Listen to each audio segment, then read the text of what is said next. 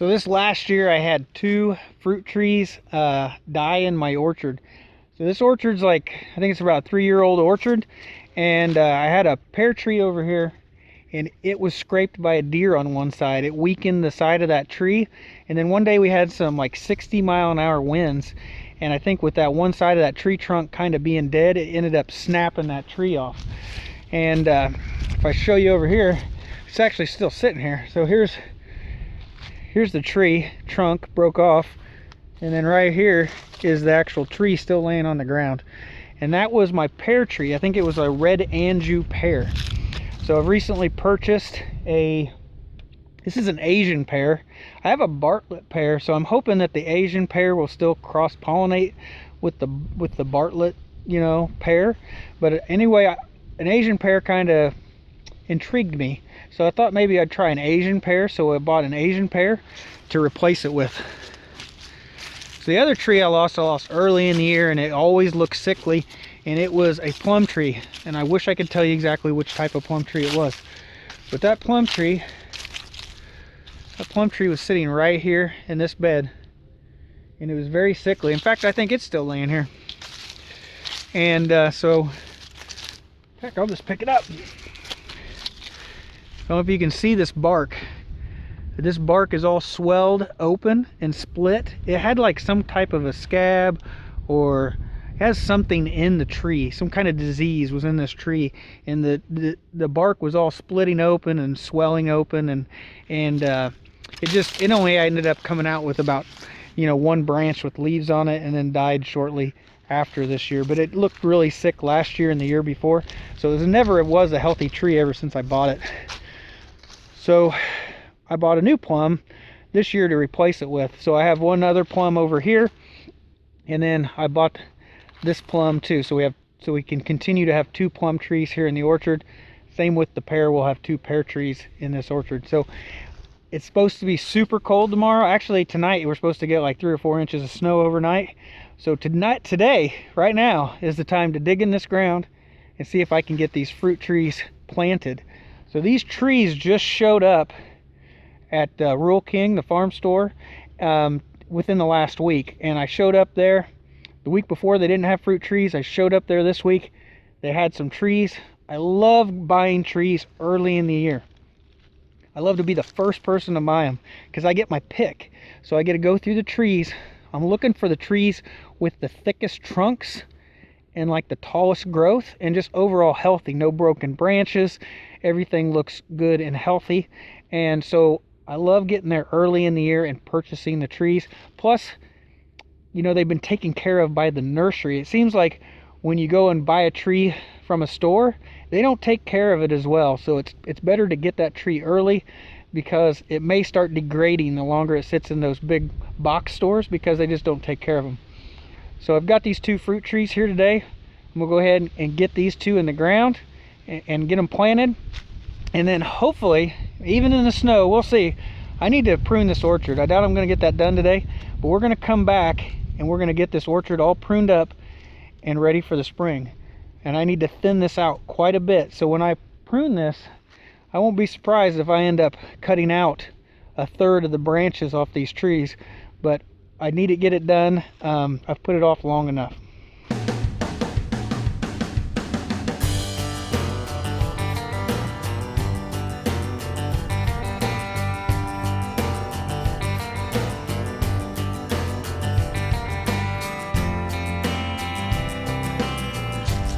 So it's been 2 weeks since I ended up planting these fruit trees, and I've worked for the last 2 weeks. This is my first day off in 2 weeks, so I'm gonna try to take the time today, on my day off. I'm gonna try to get a few things done today. So first thing I want to do today is I want to try to get this orchard. I want to try to get it all pruned up. So I didn't get that done this winter, and it's already starting to bud out, you know, the trees are. So I want to go ahead and get these all pruned up before they start growing this spring. So this orchard we planted in spring of 2016. That was our first spring once we owned this property. And so some of these trees are coming along quite well, and we've pruned this every year. And in the past, I ended up using shears, and I also ended up using loppers. Well, I guess loppers are a little bit rough on the tree, so these will do a little more tearing than they will do cutting sometimes. And so don't want to try to damage the trees. And I guess on the bigger limbs, the better thing to use is like a pruning saw. So I don't know if I technically have a pruning saw, but I do have this Sierra saw. So I had this for camping. So on these bigger limbs, I'm going to try to use this Sierra saw so I get a nice clean cut on the bigger limbs this year. So that'll be something a little bit different. And I'm going to try to maybe prune some of these, maybe a little bit hard. I want to finally, some of these are getting fairly tall now, and they're getting to where, you know, they're taller than I can reach. So I want to kind of prune some of this down and try to get the tree to grow more open and outward, where I can reach all the fruit rather than growing up. So we're going to do a lot of pruning here today and see if we can thin these trees out quite a bit.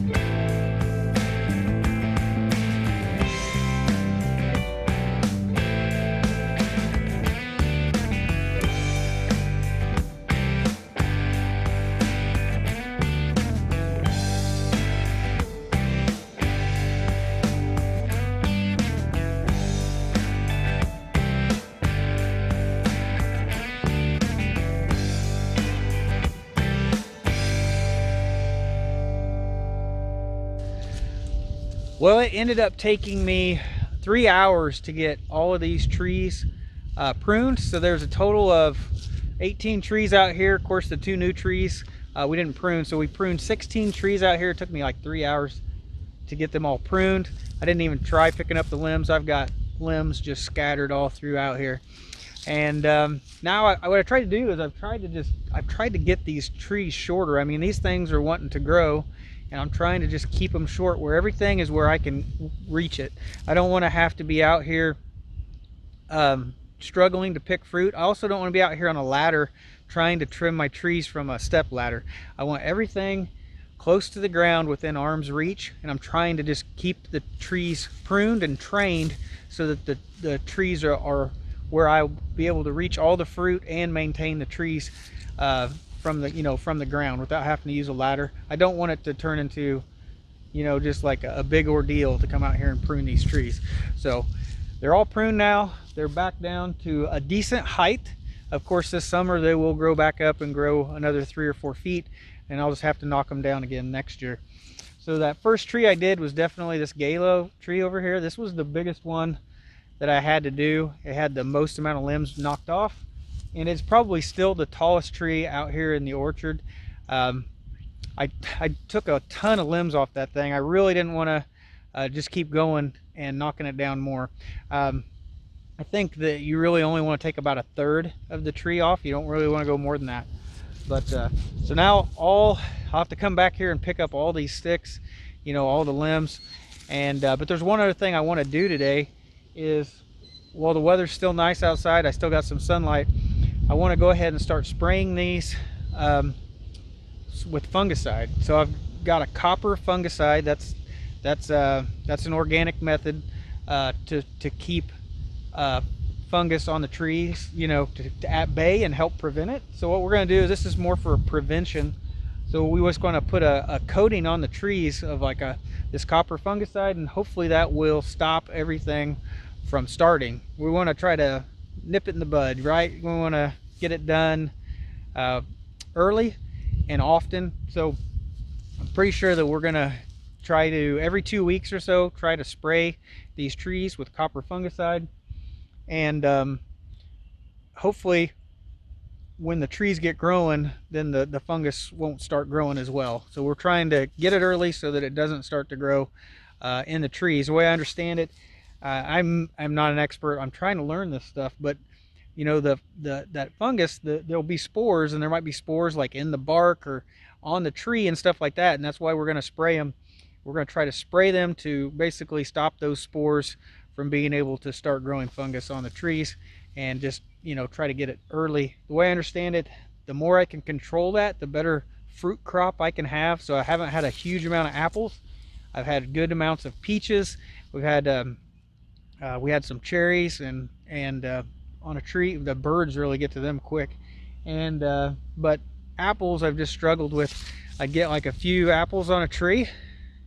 The next year I wouldn't have any apples because it had a fungal problem. Then the next tree, another tree, I'd get some apples, and then I wouldn't have any more. So I haven't had repeat apples on trees. So I know they're old enough. I've got plenty of spurs on the trees where apples can grow, but and where the blooms will form, but I haven't had much success having many apples. And that's one thing we really want to do. We want to be able to make our own applesauce, make our own apple pie filling, and an apples store really well, and then you can eat them for a long time. So we really want to be able to get apples growing here, and to do that, I just need to get my trees healthy and keep them healthy.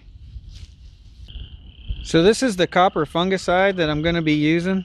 So I'm just going to mix this up in a tank sprayer, and then we're just going to coat all of our fruit trees with this.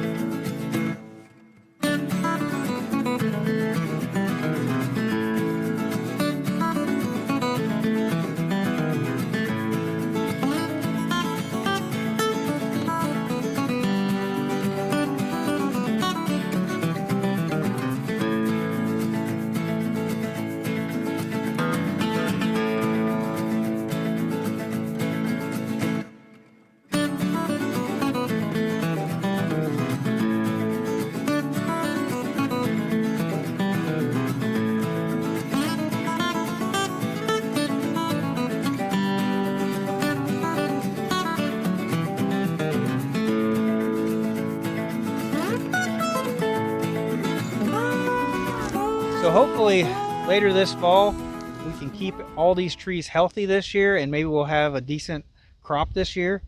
So every year we've had this orchard, you know, the first year we had it, we got like 3 peaches, and every year we've got peaches. Every year it's increased. Every year we had a decent amount last year, and we just haven't got that decent crop out of any of the other types of fruit. So we actually have pears, we have plums, we have sweet cherries, when we have a nectarine. I think that's all in the apples, and then we've never really got like a decent crop out of any of those.